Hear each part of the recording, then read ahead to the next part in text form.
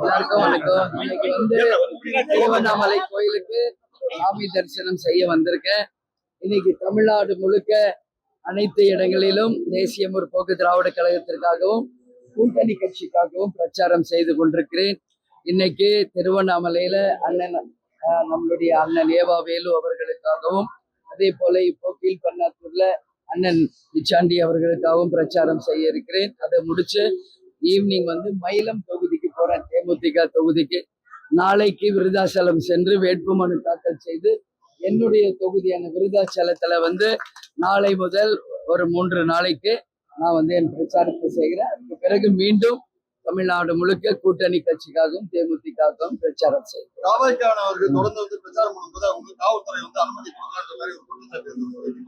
அது தெரியல, அவங்கதான் கேட்கணும். இது லீகல் ப்ராப்ளம். அது அவங்க உரியவர்கள் தான் அதுக்கான பதில் சொல்லணும்.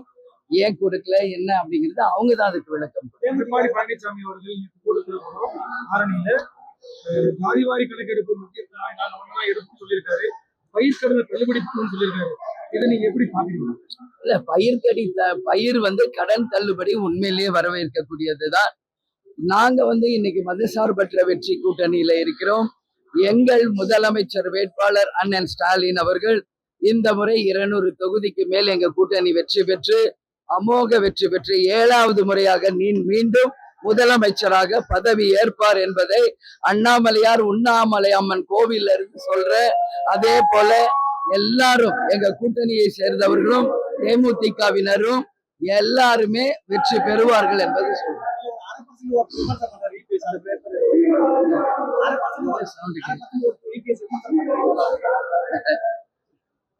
அது ஒரு எக்ஸ் முதலமைச்சரா இருந்திருக்கார், சரியா? இன்னைக்கு எதிர்கட்சி தலைவராக இருக்கிறார். அவருடைய வார்த்தைகள் கண்ணியமாக மற்றவர்கள் மதிக்கக்கூடிய அளவுல இருக்கணும். ஏதோ இந்த 3ஆம் தரம் 4ஆம் தரம் பேச்சாளர்கள் பேசுறது போல ஒரு முதலமைச்சர் வேட்பாளர் பேசுறது கண்டிக்கத்தக்க ஒரு விஷயம். நாங்க கேப்டன் எங்களை ராணுவ கட்டுப்பாட்டோட வளர்த்திருக்காரு. அந்த வகையில நாங்க தொகுதிக்கு போகும்போது என்னுடைய பிரச்சாரங்கள் நீங்க பார்த்திருப்பீங்க. தொகுதிக்கு வந்தா வேட்பாளர்கள் அந்த தொகுதிக்கு என்ன செய்வாங்க, அதே போல எங்க கூட்டணி அண்ணன் ஸ்டாலின் அறிவித்த அறிக்கைகளை சொல்றோம். ஜெயிச்சு வந்தா தொகுதிக்கு என்ன செய்வோம், மக்களுக்கு என்ன செய்வோம், அதுதான் முக்கியம். அதை விட்டுட்டு சும்மா அடுத்தால குறை சொல்றது திட்டுறதுனால நிச்சயமாக இதற்கான பலன் எடப்பாடி பழனிசாமி அவர்கள் தேர்தல் முடிவுகள் மே 4ஆம் தேதி வரும்போது நிச்சயமாக அவர் அதற்கான பலனை அடைவார் என்பதை உறுதியாக நான் சொல்றேன். அதனால இந்த மாதிரி பேசக்கூடாது.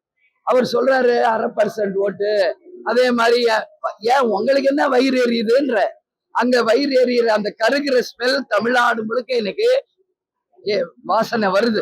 அவ்வளவு கருகுறாங்க, அவ்வளவு வயிற்றுச்சல். உங்க கூட தானே இருந்தோம் 2011 இருந்து 26 வரைக்கும். யார் கூட்டணியில இருந்தோம், புரியுதுங்களா? அவங்க கூட்டணியில ஒரு முதலமைச்சர் வேட்பாளருக்கு இது அழகல்ல. இது நிச்சயமாக கண்டிக்கக்கூடிய ஒரு விஷயம். ஒரே நிமிஷங்க, அவர் கையெழுத்து போட்டதை இப்ப அண்ணாமலையார் உண்ணாமலை அம்மன் கோயில்ல இது வரைக்கும் நான் காமிச்சதே கிடையாது, புரியுதா? எம்பி சீட்டுக்கு அவர் கையெழுத்து போட்டு கொடுத்தது உண்மை. நான் எங்க போட்டு கொடுத்தேன், நான் எங்க சொன்னேன்னு சொன்னாரு. அரசியலில் மரியாதை காரணமாக கண்ணியத்தை கடைபிடிச்சு அதை நான் இது வரைக்கும் காமிக்கல. ஆனா இன்னைக்கு அதை காட்ட வேண்டிய ஒரு நிலைக்கு என்னை அவர் தான் கொண்டு போறார். பாருங்க, நீங்களே இத விஷுவல் எடுத்துக்கங்க. அவர் விஷுவல் பாருங்க. ஒரு 5 எம்பியும் ஒரு ராஜ்யசபாவும் தரப்படும் என்பதை அவர் ஒரு சைடும் நான் ஒரு சைடும் கையெழுத்து போட்டிருக்கோம். எந்த வருஷம் போட்டிருக்கோம்? மேல பாருங்க, 24 போட்டிருக்காரு. அப்ப 25 அவர் கொடுத்திருக்கணும். இதுல வருஷம் போடாம கொடுக்குறீங்களே, வருஷம் போட்டு கொடுங்கன்னு நான் சொல்லும் போது, தலைவர் எம்ஜிஆர் காலமா அம்மா காலத்துல இருந்து வருஷம் போடுறது இல்லம்மா, நான் என்னுடைய வார்த்தை தான் முக்கியம், இதெல்லாம் சும்மா ஒரு பேப்பர், என் வார்த்தை தான் முக்கியம்னு அதை நம்புங்க. அவருடைய அந்த சொன்ன அந்த வார்த்தையை நாங்கள் நம்பணும். ஆனா அவர் நம்பிக்கைக்கு புறம்பாக இன்னைக்கு ஏதோ பேசிக்கிட்டாரு. நான் எங்க சொன்னேன், யாரோ சொல்றதுக்கு நான் பதில் சொல்ல முடியாதுன்னாரு, சரியா? இன்னைக்கு என்ன சொல்றாரு, 1/2% ஓட்டுன்றாரு, அதுன்றாரு இதுன்றாரு. அது வந்து தப்பு. எங்களுக்கும் அது மாதிரி கீழ்த்தரமா பேச எங்களுக்கும் தெரியும். ஆனா நாங்க வந்து அண்ணா அவர்கள் சொன்னது போல கடமை, கண்ணியம், கட்டுப்பாடு. எங்க கேப்டன் எங்களுக்கு சொன்னது போல அந்த மரியாதையோட அரசியலை மரியாதையோட நாங்க நடத்தணும்னு நினைக்கிறோம். அதனால ஐசியூல இருந்த கட்சிங்கிறாரு. பக்கத்துல விஜயபாஸ்கர் அமைச்சரை வச்சுக்கிட்டு பேசுறாரு. அமைச்சருக்கு தெரியுங்கிறாரு. இவர் தான் சொல்றாரு அமைச்சரை இறுகின முகத்தோட தான் இருக்கார். இன்னைக்கு அதிமுக இருக்கிற அமைச்சர்களில் இருந்து கடைகோடி தொண்டர் வரைக்கும் அதிமுகவினரே இன்றைக்கு நாங்க கூட்டணியிலிருந்து வெளியே வந்ததை யாரும் ஏற்றுக்கொள்ளவில்லை. எடப்பாடி செய்தது தவறு என்பதை அனைத்து அதிமுகவினரும் சுட்டி காட்டிட்டு இருக்காங்க. நிச்சயமாக அவர் பேசுகிற அத்தனைக்கும் மே 4ஆம் தேதி வருகின்ற ரிசல்ட் தான் அதற்கான பதில் என்பதை இதோடு சொல்றேன். அதனால ஐசியூங்கிறாரு. மே 4 ரிசல்ட்டுக்கு அப்புறம் அவர் ஐசியூக்கு போகாம இருக்கணும் அப்படின்னு சொல்லி நான் வந்து கடவுளை வேண்டிக்கிறேன். திமுக பொதுச் செயலாளர் ராஜாவுடைய ஆடியோ வந்து வெளியே வந்து வைரலா போயிட்டு இருக்கு. அது எப்ப அவங்க பேசுனாங்க, எதுக்கு பேசுனாங்க எனக்கு தெரியாதுங்க. எனக்கு தெரியாத ஒரு விஷயத்த நான் பேசக்கூடாது. அது நீங்க ராஜா கிட்ட தான் அதை பத்தி கேட்கணும். தெரியல, அது அவங்கவுங்க ஒரு கருத்து சொல்லுவாங்க. அந்த கருத்துக்கெல்லாம் நான் பதில் சொல்ல முடியாது. விஜய் வரும்போது விஜய் கிட்ட இந்த கேள்வியை நீங்க கேட்கணும்னு சொல்லி நான் கேட்டுக்கிறேன்.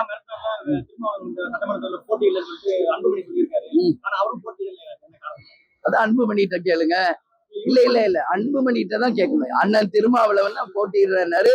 இப்ப அவங்க கட்சிக்கு கொடுத்திருக்காரு. அது ஏன்றத நான் எப்படி பதில் சொல்ல முடியும்? அண்ணன் திருமாவகிட்டையும் இதை விமர்சித்த அன்புமணி கிட்ட தான் இதை நீங்க கேட்கணும். இன்னைக்கு விருதாச்சலம், போலூர், அதே மாதிரி சேலம், தருமபுரி எல்லாம் எங்களுக்கும் பாமகக்கும் தான் போட்டி. அன்புமணி அவர்களும் ரொம்ப ரொம்ப தப்பாக பிரச்சாரம் பண்ணுவதாக நான் கேள்விப்பட்டேன். இந்த கோயில்ல இருந்து அவருக்கும் நான் சொல்றேன், அந்த கண்ணியத்தோட நீங்க பேசணும். ஜாதியை இழுக்கிறதோ குடும்பத்தை இழுக்கிறதோ தவறாக பேசுவதை இதோட அன்புமணியும் அண்ணன் எடப்பாடியாரும் இதோட நிறுத்திக்கணும். இல்லை என்றால் நிச்சயமாக கடுமையான விமர்சனங்கள் எங்க சைடு இருந்தோம் உறுதியாக வரும். அதுல மாற்று கருத்து இல்லை. தேர்தல் நேரம் நீங்க வந்தா மக்களுக்கு என்ன செய்வீங்கன்னு சொல்லுங்க.